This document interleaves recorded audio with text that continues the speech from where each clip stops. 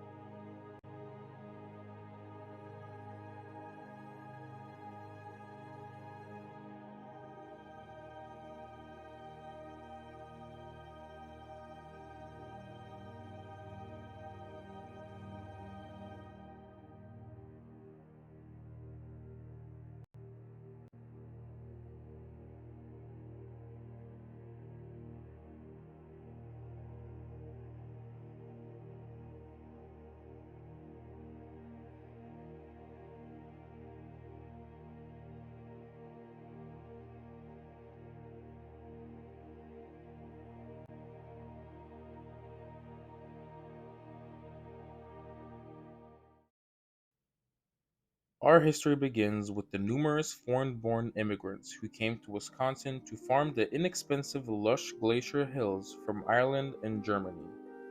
German immigration was due to the many thousands of people who ventured to leave Europe due to crop failures and agricultural consolidation.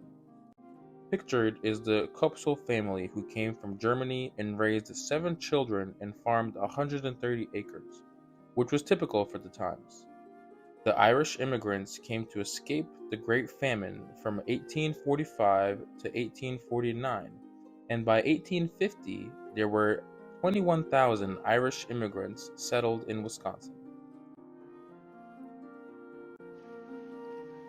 Immigrants in the Hubertus area helped to build a simple log cabin church, St. Augustine, in 1846. Pictured is what a typical log cabin looked like in the 1800s. A few years after it was built, the church burned to the ground.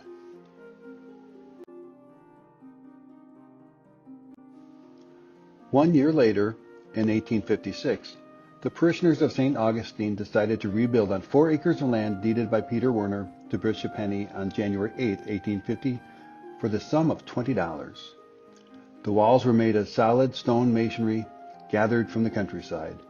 The interior, roof, steeple, and window casings were made of wood, and the building was not wired for electricity.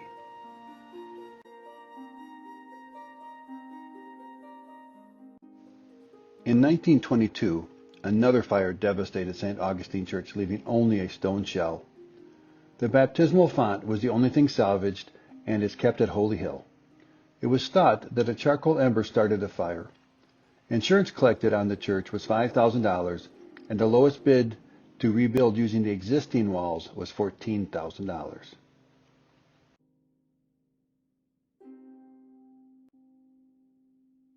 $14,000 was a daunting amount of money for the farmers and small businessmen to raise. In the 1900s, the average wage for a farmer was $352 a year. With the cost of running a farm and the expense of raising large families, they were unable to obtain enough money to rebuild the church.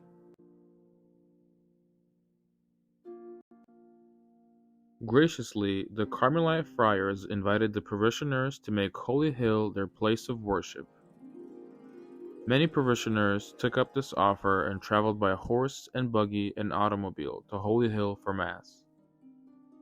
Pictured is the chapel at Holy Hill in which the parishioners would have gone to Mass from 1922 to 1924.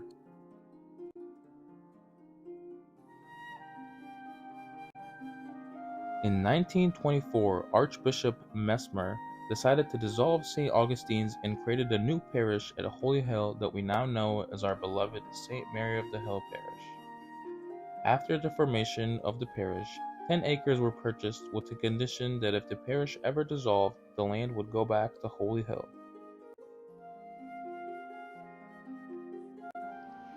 The first pastor assigned to St. Mary of the Hill Parish was Father Cyril Baumeister, who served from 1924 to 1927.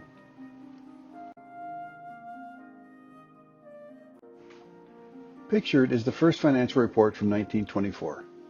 At that time, there were family pew rentals in which was collected $232. The pastor was paid $100 and the organist paid $15 annually. Of note, pew rentals were discontinued in the 1940s throughout the archdiocese.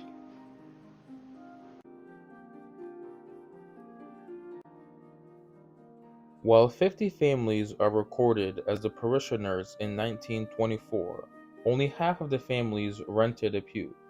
Many of the extended families are still well known in our community. The next annual report was done in 1926 and included parish regulations. There were specific instructions on how to contact the priest and prepare the home for someone who was sick or dying. In the case of a serious illness, it is a matter of conscience to notify the pastor at once. A messenger should call for the priest and accompany him back to the rectory. The following articles are to be prepared: table covered with white cloth, crucifix, a lighted candle, a spoon and a plate with cotton, a glass of pure water. Be prepared, and both death and life are sweeter. Pictured is the second shrine church, which replaced the first log cabin church built on the hill, dedicated in 1881. This church remained as the place of worship from 1924, when our parish was established, until 1925, when it was taken down in order to start construction on the existing church. The popularity of Holy Hill as a place of pilgrimage grew quickly because it was known as the place of miracles. Pictured are the early postcards. On the bottom right, the road leading to Holy Hill. Bottom center, a booth which had religious items for sale. And the top left, the monastery and storage barns with the church steeple in the background. The Army Chapel, also known as the Little Flower Chapel, shown on the bottom left, was built and temporarily used for worship while the main church, which stands today, was being constructed. In 1928, the St. Therese Chapel was dedicated and the Army Chapel donated to Glacier Hills County Park, where it is still used today for weddings.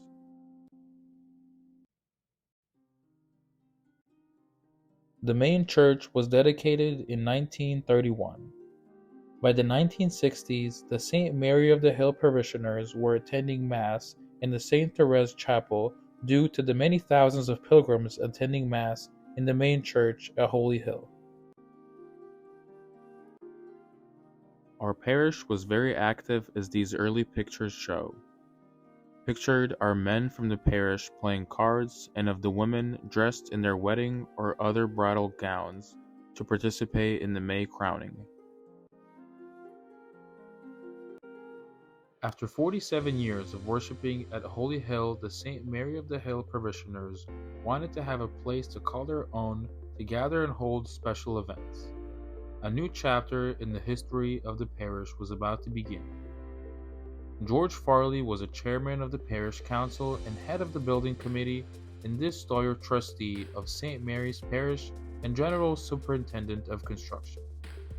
On November 22, 1968, 10.5 acres of land was purchased for $6,300. Shown are two architect's drawings submitted for consideration.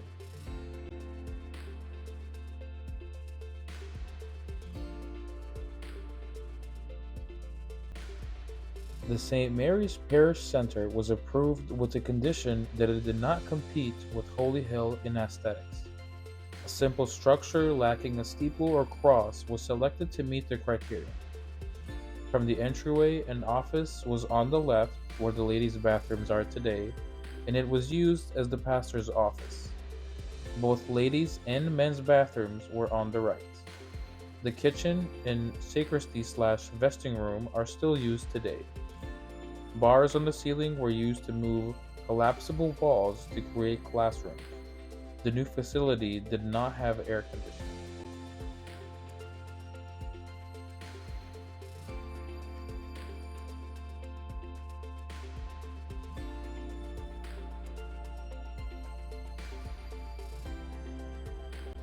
Archbishop Cousins dedicated the new parish center in 1971. He is quoted as saying, "The congregation exemplified the mark of today's Catholic in accepting the responsibility of building a new parish center and planning for the future." Father Gabriel Gates was the acting pastor at the time of the dedication. Originally, seasonal masses were held, however, in 1978 permission was obtained to have a Sunday Mass at the parish center.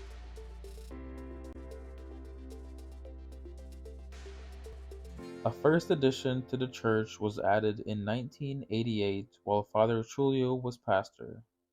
This addition included offices for the church secretary, DRE, and other clerical personnel, as well as space for a copy machine and library. 2 classrooms were added upstairs, and in the basement another classroom and office. In 1989, 2 Sunday Masses were offered at 7 and 9:30.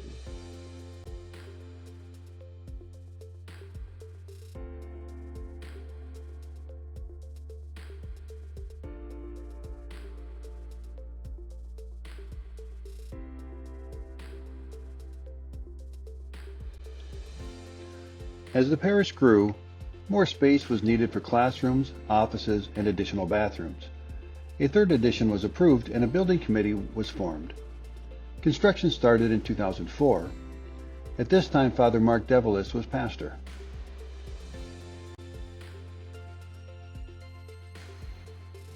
This addition included restructuring some of the first addition rooms.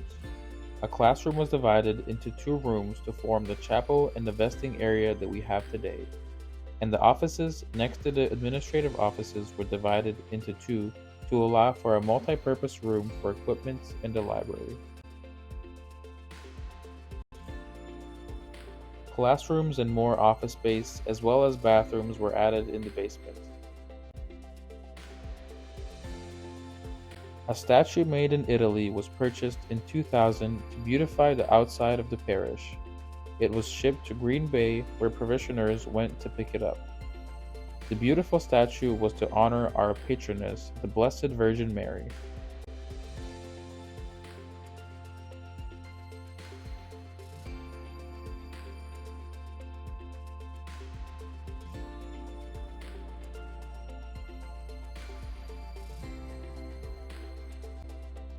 While Father Fred was our pastor in 2013, additional improvements were made to make the worship center more pleasing by upgrading the floors, lighting, and adding a sound system.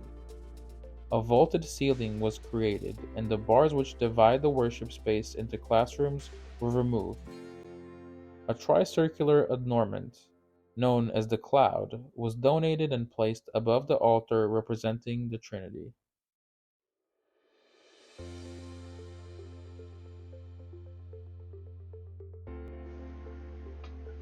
Father Fidelis Fosselman, who served the parish 3 separate times, before and after the construction of the parish center, is to this day fondly remembered.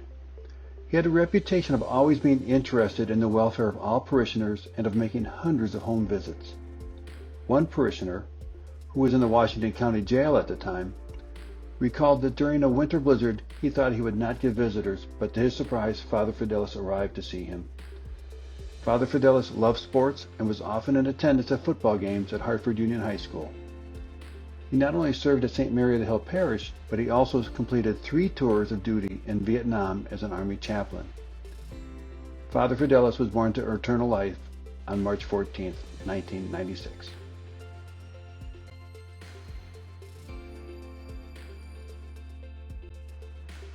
Father Fred was the pastor of our parish for 18 total years, the longest of all the priests who served. Father Fred shared in a recent interview that his passion was for parish ministries. He fulfilled this passion by becoming a caring, loving father to all.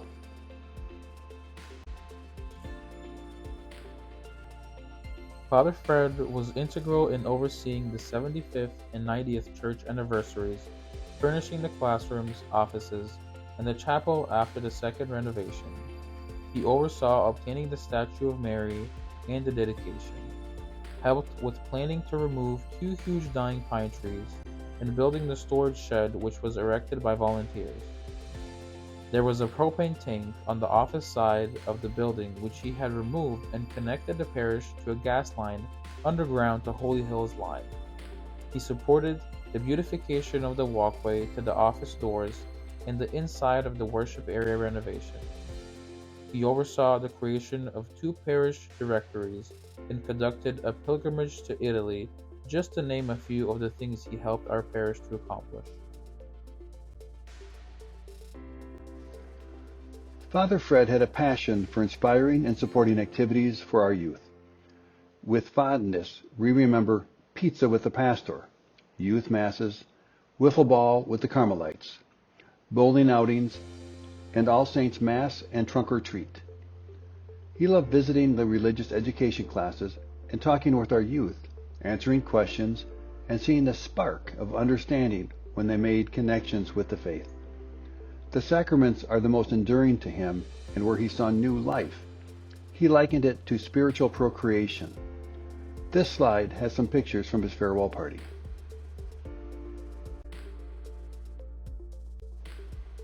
Shown is a cover photo from one of the registration books for baptisms from the 1900s. There were 2,047 baptisms recorded from 1924 to 2023.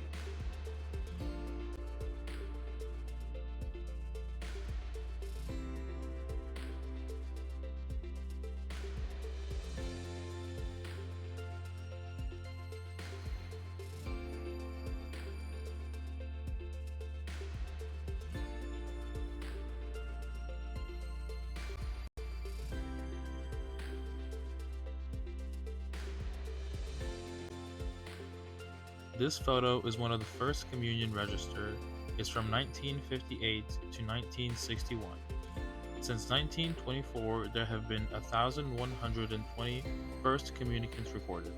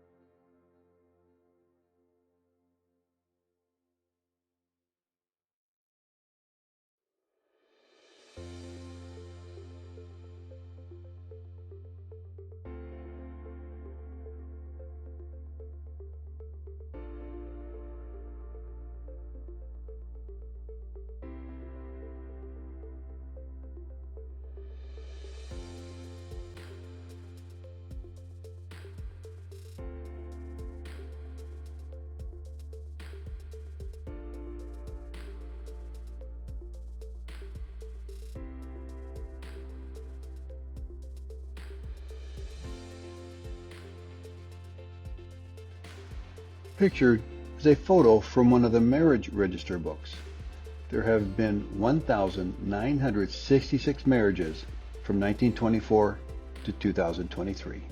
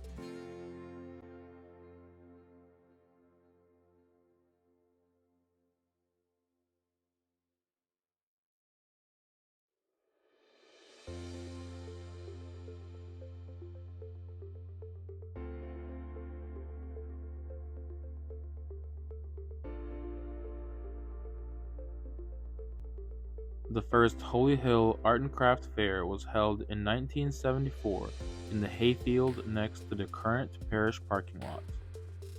The objective was to bring neighbors and friends together for a joyful, uplifting event which supported the ongoing success of Holy Hill as a pilgrimage place for many. The first fair, as remembered, was attended by approximately 800 people with 70 vendors and raised $2,200 which was donated to the Carmelites. The main food item sold at the fair was bratwurst, made from one of the pigs owned by Tom, his brother Sev, and Barb Wire.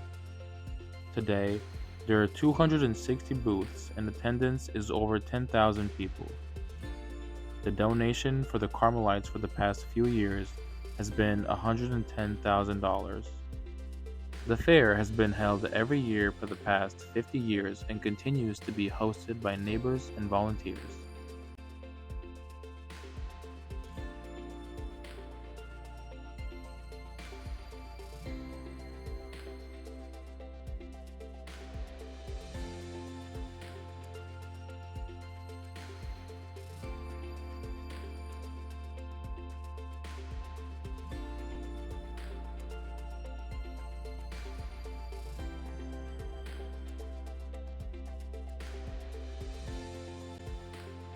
The antique and flea market started in 1990s when Gordy DeRochu and Don Switzig, who both sold goods at Cedarburg, got together and spray painted about 20 spots in the parish parking lot.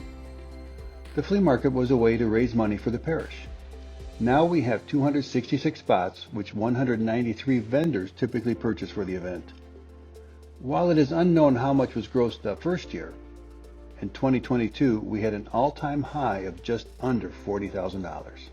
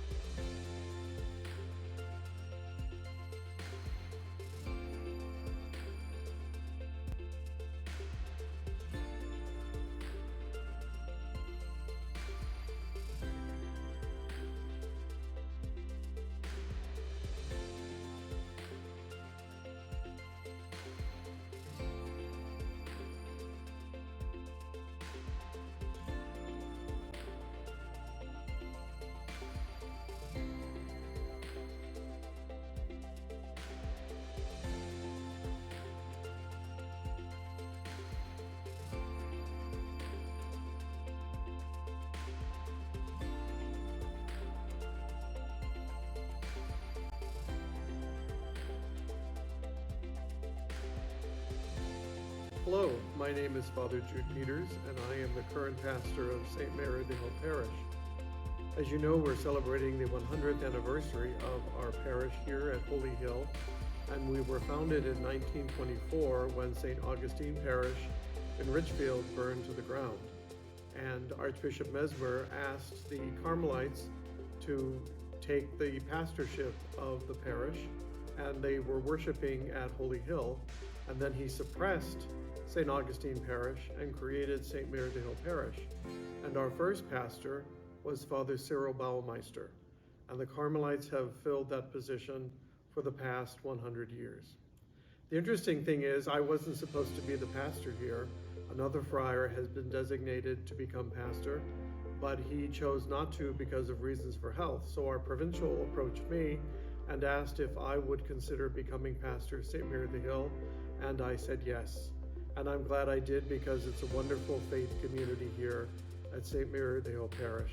We're just at the foot of Holy Hill, and it brings such inspiration to everybody who comes here that we are a welcoming community for all those who visit Holy Hill.